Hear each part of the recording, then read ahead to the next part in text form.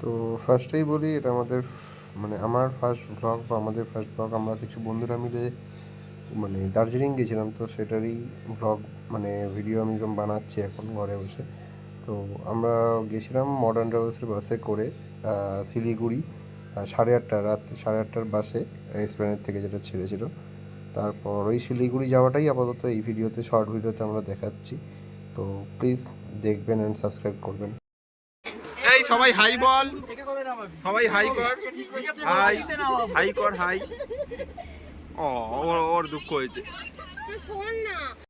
তো রাত্রিবেলা আমরা ওই মোটামুটি খাওয়া দাওয়া করে ঘুমিয়ে পড়েছিলাম, আমাদের খুব একটা আর ভিডিও বানানো হয়নি। তো এটা যখন যাচ্ছি আমরা ভিডিও করেছি। তো এই মোটামুটি মানে গাড়ি ভালোই স্পিডে চলছে বুঝতে পারছো, আর আমরা মোটামুটি আছি অনেক জলপাইগুড়ি থেকে দূরে আছি একটু।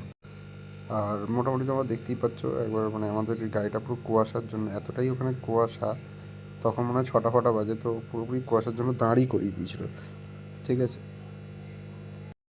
তো ওই মোটামুটি এত কুয়াশার জন্যই এই পাশেই আমাদের ওই মডার্ন ট্রাভেলসেরই আর কি জানাশোনা এয়ার পেট্রোল পাম্পে, যেখানে ওরা হোল্ড করে কিছুক্ষণের জন্য। তো ওখানে আমরা হোল্ড করি, টয়লেট করি আর একটু সেলফি তুলি, দেন আবার ভিডিও যা স্টার্ট হয়ে যায় এই কুয়াশার। ভাই সব কটা বাজে এখন? 6টা, পৌনে 7টা বাজে, এই অবস্থা। জলপাইগুড়ি থেকে এখনো 125 কিলোমিটার বাকি জলপাইগুড়ি যেতে, নিউ জলপাইগুড়ি। কুয়াশা দেখো, আর সামনে কিছু দেখা যাচ্ছে না। তো এবার এই ভিডিওটা রেকর্ড করার পর আমরা মোটামুটি গাড়িতে উঠে পড়ি আর গাড়ি চলতেও শুরু করে দেয়।